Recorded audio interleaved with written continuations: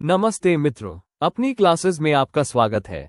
हर विषय पर गहराई से अध्ययन करने के लिए चैनल लाइक, सब्सक्राइब और शेयर करें और वीडियो के अंत तक जुड़े रहें। धन्यवाद। नमस्कार मित्रों, अपनी आयुर्वेद क्लासेज में आप सबका स्वागत है। हम जो लेक्चर की सीरीज है इसके अंदर देख रहे थे औषध द्रव्य परिचय। औषध द्रव्य परिचय में आयुर्वेद का अवतरण हमने लास्ट लेक्चर्स में देखा था। इसे जस्ट लास्ट लेक्चर था, इसके अंदर हम आयुर्वेद के जो संहिता हैं उनके बारे में जान रहे थे। वृहत्त्रयी एंड लघुत्रयी संहिता। वृहत्त्रयी संहिता के अंतर्गत हमने चरक संहिता को कंप्लीट कर दिया। अब हम जानेंगे सुश्रुत संहिता के बारे में। तो आचार्य सुश्रुत प्राचीन काल के एक उच्च कोटि के आयुर्वेद आचार्य एवं शल्य तंत्र के प्रकांड शल्य चिकित्सक थे। आचार्य सुश्रुत महर्षि विश्वामित्र के पुत्र थे। इन्होंने आयुर्वेद शास्त्र के शल्य विभाग को अपना क्षेत्र चुना। आचार्य धन्वंतरी जी से शल्य शास्त्र की शिक्षा ग्रहण की। तो इनके गुरु थे आचार्य धन्वंतरी और इनके पिता का नाम था विश्वामित्र। आचार्य सुश्रुत शल्य शास्त्र के विशेषज्ञ थे। ये सर्जरी के स्पेशलिस्ट थे। उन्होंने शल्य शास्त्र दिवोदास धन्वंतरी से प्राप्त की थी। दिवोदास को धन्वंतरी इसलिए कहा क्योंकि वे सर्वप्रथम व्यक्ति थे जिन्हें शल्य शास्त्र को पृथ्वी पर लाया। तो दिवोदास का भी बहुत इंपॉर्टेंट है, ऑब्जेक्टिव क्वेश्चन में आ सकता है। बाद में आचार्य सुश्रुत ने गुरु उपदेश को तंत्र रूप में लिपिबद्ध किया। दिवोदास ने जो उपदेश दिया था वो उसको आचार्य सुश्रुत ने क्या किया, लिपिबद्ध किया एवं वृहद ग्रंथ की रचना की, जो सुश्रुत संहिता के नाम से वर्तमान जगत में सूर्य की तरह प्रकाशमान है। सुश्रुत संहिता की विशेषता। सुश्रुत संहिता वृहत्त्रयी का एक महत्वपूर्ण ग्रंथ है। यह संहिता आयुर्वेद साहित्य में शल्य तंत्र की बृहद साहित्य मानी जाती है। सुश्रुत संहिता के उपदेशक काशीराज धन्वंतरी हैं एवं सरलता रूप में उनके शिष्य आचार्य सुश्रुत संपूर्ण संहिता की रचना की है। तो सुश्रुत संहिता के उपदेशक कौन थे? काशीराज धन्वंतरी। और इनको लिखने वाले कौन थे? सुश्रुत। आचार्य सुश्रुत ने शल्य शास्त्र से संबंधित सभी विषयों को कुसुमवत इस संहिता में पिरोकर प्रस्तुत किया है। आचार्य सुश्रुत का समय ईसा के 3री शताब्दी माना गया है। चरक को प्रथम शताब्दी माना है और सुश्रुत को 30वीं शताब्दी के समय का माना है। प्रथम भाग में है, इसमें 5 स्थान हैं: सूत्र स्थान, निदान स्थान, शारीरिक स्थान, चिकित्सा स्थान एवं कल्प स्थान, जैसे चरक संहिता में थे। और द्वितीय भाग में इसमें केवल एक ही स्थान है, यह है उत्तर तंत्र का वर्णन मिलता है। उत्तर तंत्र को खील स्थान के नाम से भी जाना जाता है। इस प्रकार इसमें दोनों में सुश्रुत संहिता के 2 भाग हैं। चरक के भी 2 भाग थे। इसमें 6 स्थान हैं और 186 अध्याय हैं। तो अब हम जानेंगे सूत्र स्थान। सूत्र स्थान में 46 अध्याय हैं। सूत्र स्थान में योग सूत्री अध्याय से संपूर्ण स्थान में जो अपने अस्त्र शस्त्र चीटफाट में यूज में लिए जाते हैं उनकी जानकारी है।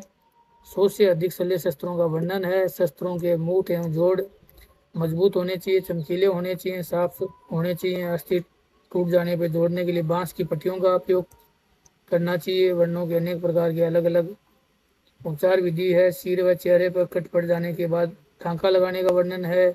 जख्मों में लोहा कण घुस जाने से चुंबक का प्रयोग करके बाहर निकालने का वर्णन है। सूजन वाले स्थानों पर लेप का प्रयोग है। कच्चे वर्णों को पकाने के लिए पुलटिस बांधना, सिपाही करना, खून निकालना, चीरा लगाना है। जलोदर, पेट में पानी जमा हो जाना, अंडकोश में पानी भरने में छेदन कर जल निकालने का विधान भी इसमें है। मूत्राशय में बनने वाली पथरी का जो शल्य क्रिया का वर्णन है ये सुश्रुत संहिता में दिया है। इस तरह पंचकर्म में रक्त मोशन रोग के स्थान को लोह गर्म करके दागना, आंकना, त्रिदोष सिद्धांत का सरल वर्णन सुश्रुत संहिता में है। निदान स्थान। इस स्थान में भी 16 अध्याय हैं जिसमें शल्य प्रधान ऑपरेशन से ठीक होने वाले रोगों जैसे अर्श, बवासीर, भगंदर, गुद्दा के पास घाव, अस्मरी, मूत्राशय, पित्ताशय की पथरी, मूड गर्भ, माँ के गर्भ में बच्चे की मृत्यु, गुलम मतलब ट्यूमर आदि रोगों का निदान एवं लक्षण एवं संपूर्ण चिकित्सा का वर्णन दिया हुआ है। शारीरिक स्थान में है 10 अध्याय।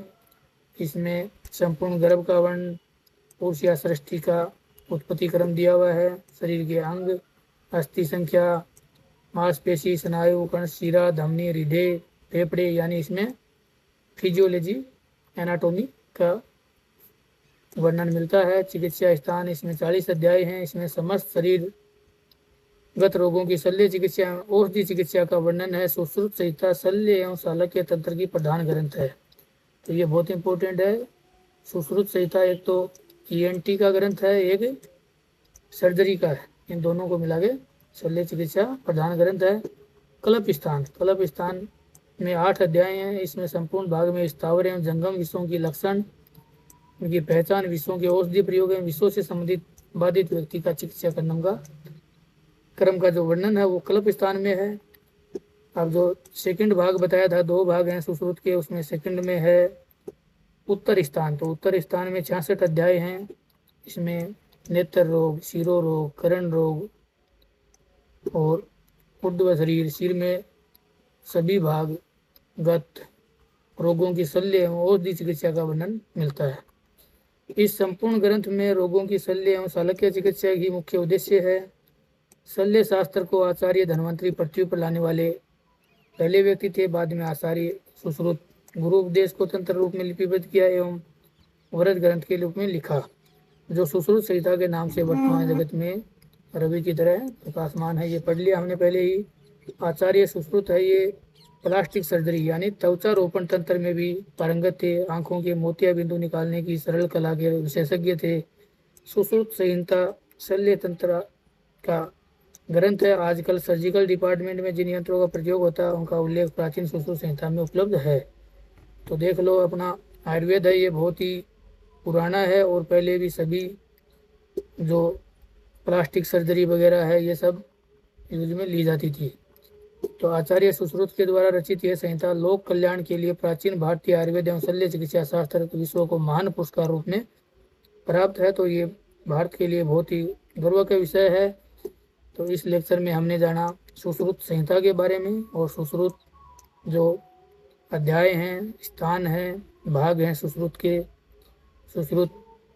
के जो लेखक हैं इनके बारे में जाना। धन्यवाद।